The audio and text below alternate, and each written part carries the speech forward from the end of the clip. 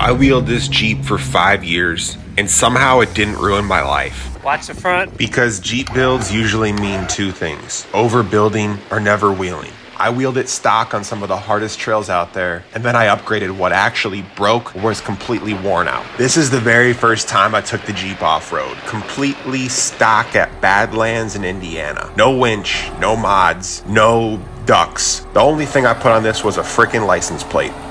Then I upgraded my tires and wheels for free. I found AEV Pintlers and 315 KO2s for $1,500 on Marketplace and sold my stock wheels and tires for the same price. So what did I do next with the Jeep? I went wheeling, met people to wheel with, and took my Jeep everywhere. I went to Drummond Island, the sand dunes in Michigan, the North Woods in Wisconsin, snow wheeling in the winter, out to Moab in the spring, and Colorado this past fall. I upgraded some stuff along the way and broke some stuff along the way, which we'll get into soon.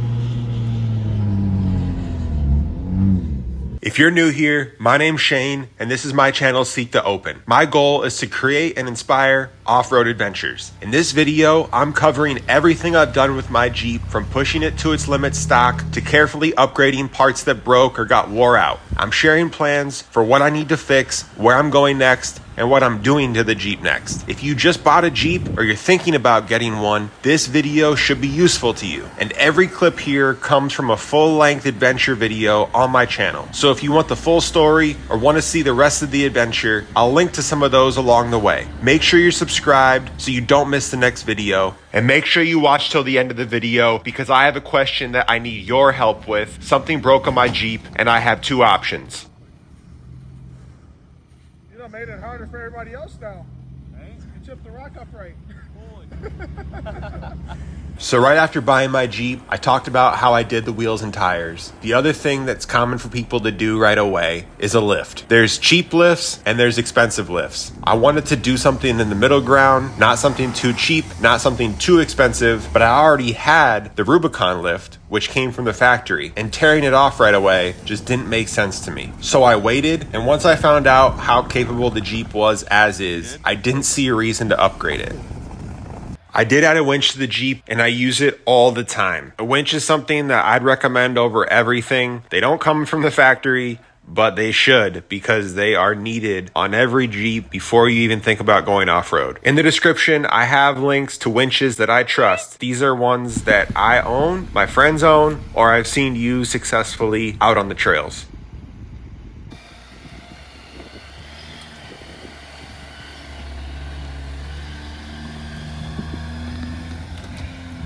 Another thing people love to upgrade immediately is skid plates, but they add weight, especially if they're steel, and they aren't always necessary. My Jeep, like a lot of others, comes with factory skids in a lot of areas, and I've pushed them to their limits. Later, I'll go out my garage and show how scraped and abused they are. But if you have careful line choice and spotting, that can beat throwing new skid plates on, especially if you aren't hitting extreme rock crawling trails. These skid plates show wear, and that's expected. The obstacles I'm driving are going to cause surface abrasion, but what matters is how they're holding up. I think the stock skid plates are built well. There are no dents, just scrapes, and there's no corrosion. The oil pan effectively acts as a skid plate the way that it's built, but that's one area that I'd like more protection, so I may add an engine skid. The 48-volt battery is well protected, and the rest of the underbody coverage has been solid so far. Another day. Another Shane stuck moment.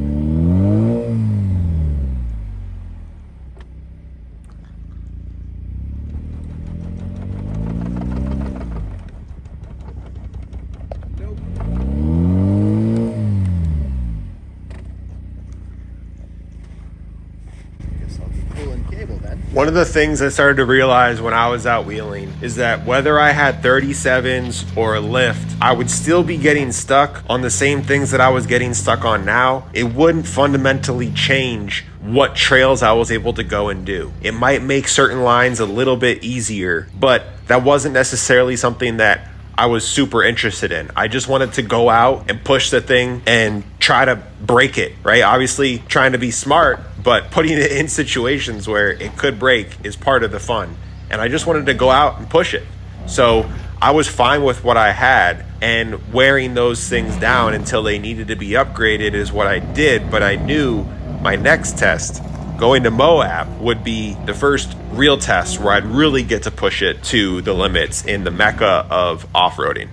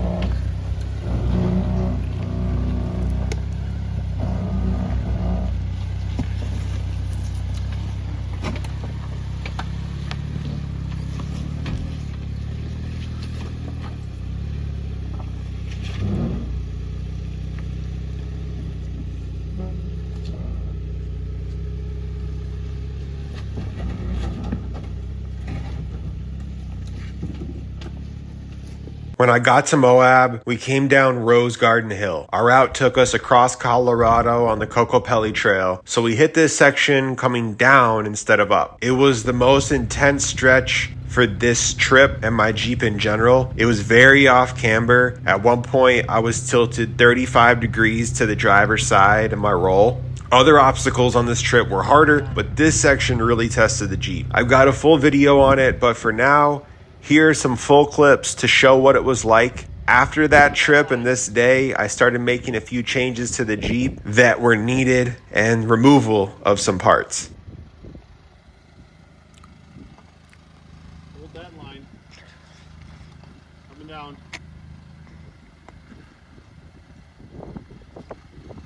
There you go. 10 more to go. Hold that line so your rear isn't so high up when you come down. There you go. You can start turning, driver. Hard driver. Slow. Alright, hard drive.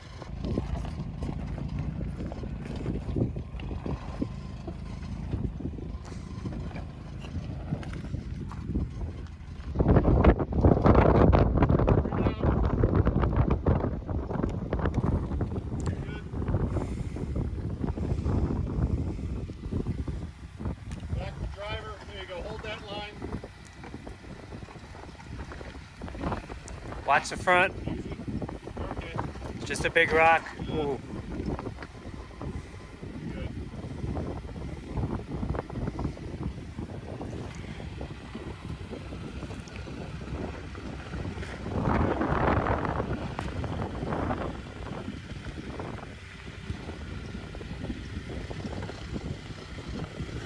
Oh.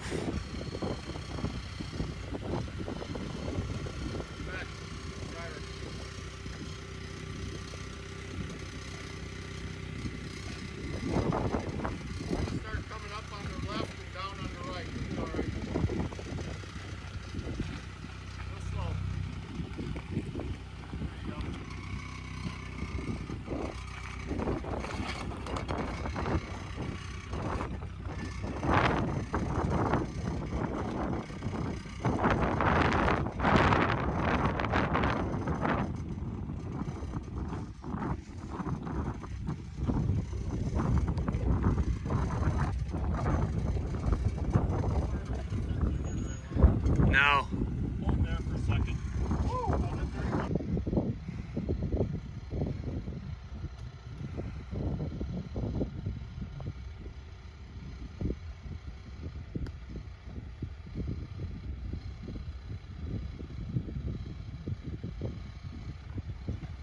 Probably start heading driver a little bit.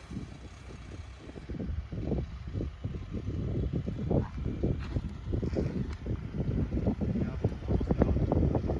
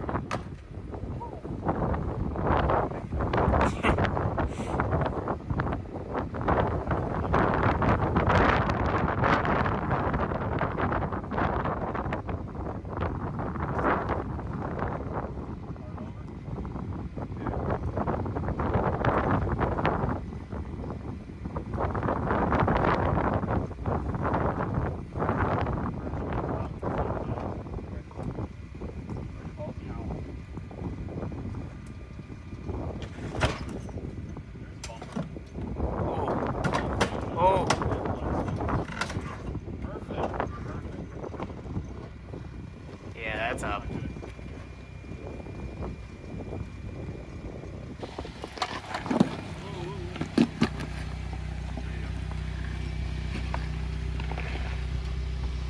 So I'll go out in the garage and show you what damage occurred to the rear bumper after this clip of Hell's Gate, where I fully tested the stock suspension, which is now completely wore out.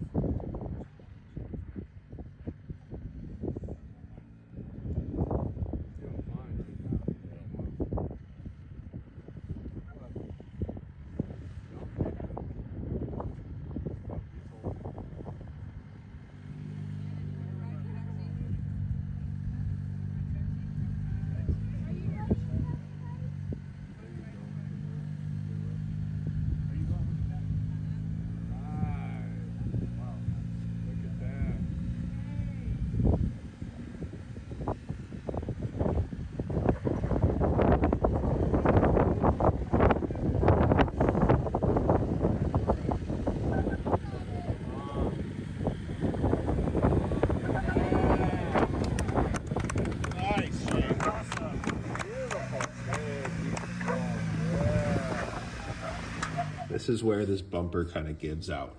So you can see here, this end cap gets twisted up. I don't know if you can see just how much of an angle it's twisted up at, but this part right here gives.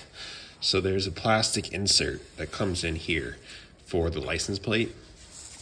And because, I mean, this steel is pretty thin steel, but what happens is because of this indent, it creates a very weak point for this plastic cap, right? Right here this is plastic, but this is metal. If this was completely flat across, it would be a lot stronger, like on this end. Right, it's completely flat. There's no license plate that goes here, obviously, but this is completely flat. Now, if this was the same on both ends would be fairly strong. Like, this doesn't have an issue with bending at all. But because it's in and then back out, and there's this plastic piece here, it's completely flimsy. So you can see here, that's really where the bend occurs. So this is supposed to be completely flat all the way across, but you can see it jets up, and that's how bent up it is. Same thing here. This is supposed to be level with this right here, but look at that, it's like 3 inches bent in. So this whole cap was just twisted up, and this part actually starts to twist into the tub, and the bottom piece here starts to push up into the tub as well. So I actually have the bumper off, and I don't have a bumper on my Jeep right now. So I'm bumperless in the rear, which is actually kind of a common thing that people do with the JLs. But I would like to get a bumper at some point, I suppose. The other issue I have is that my drag link and tie rod, which are both stock, have a lot of play in the joints, which I can move just by moving it with my hand a little bit.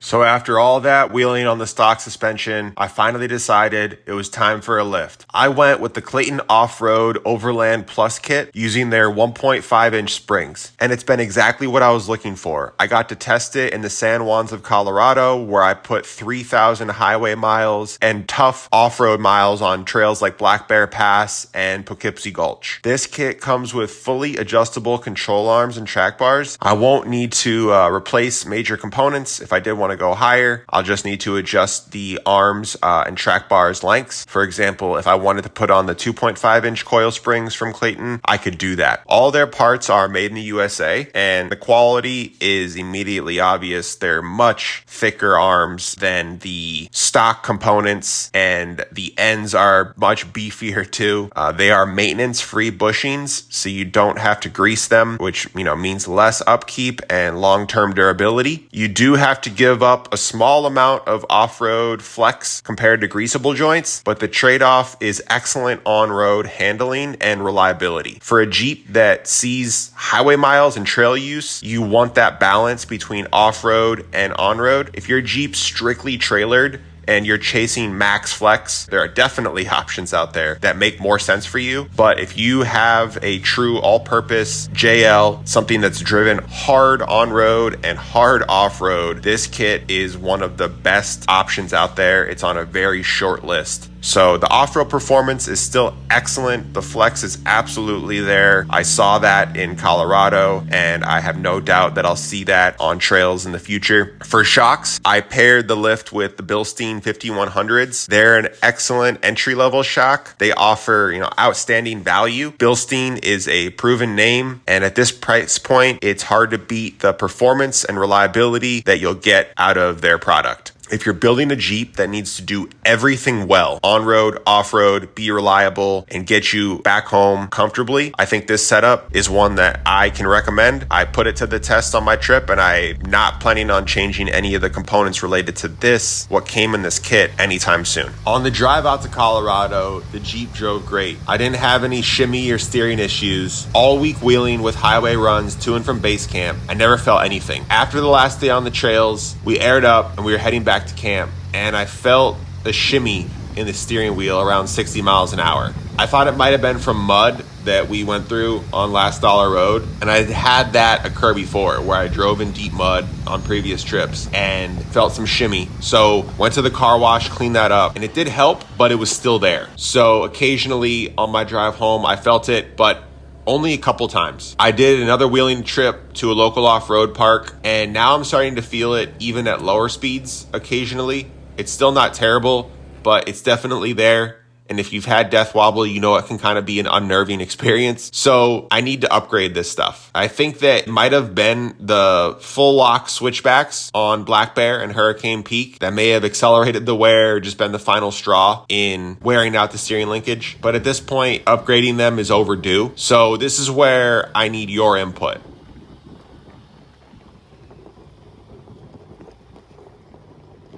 One option is the CavFab 2.5-ton JL JT bolt-on steering kit. It's an aluminum center link with heavy-duty tie rod ends. They're made in the USA, and for the price, I think it's a great value. If you have this, let me know in the comments if you like it or if you have anything else from CavFab. I know they make a lot of cool stuff for the JL and the JT, like bumpers. So this is one option that I'm considering. They have good reviews. I haven't really heard anything bad about this product.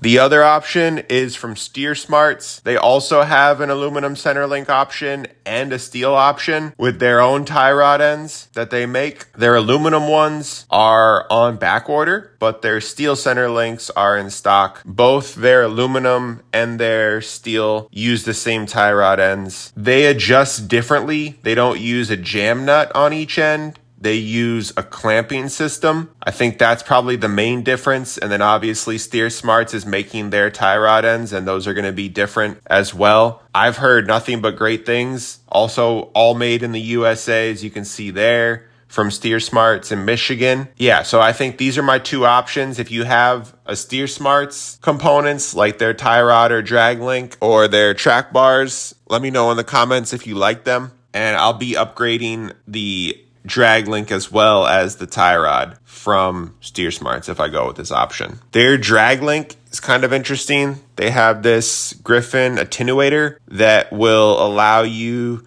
to have a little bit of play, which I think is interesting because there's definitely a lot of feedback having a solid axle up front, which can be good and bad. good off-road, bad on-road to some degree, but just taking that harshness out is what that's meant to do. So I think that's a really cool option. I don't think any other companies are really making that. All right, thanks for watching. If you found that useful, make sure you subscribe to the channel so you don't miss the next video. With this Jeep, I just wanted to take it out and see what it can do. If you just bought a Jeep and you're considering wheeling, get out there and use it. You don't need to add crazy modifications to have a good time. You might like some of my other videos on my channel. I'll leave one here and one here. I have some trips planned. I'm snow wheeling at the end of next month, and then I'm going out to Moab in the end of April. I'll also be documenting whatever fix I come up with for my steering linkage issue and showing how I fix that here on the channel. Thanks for watching. Hope to see you out there.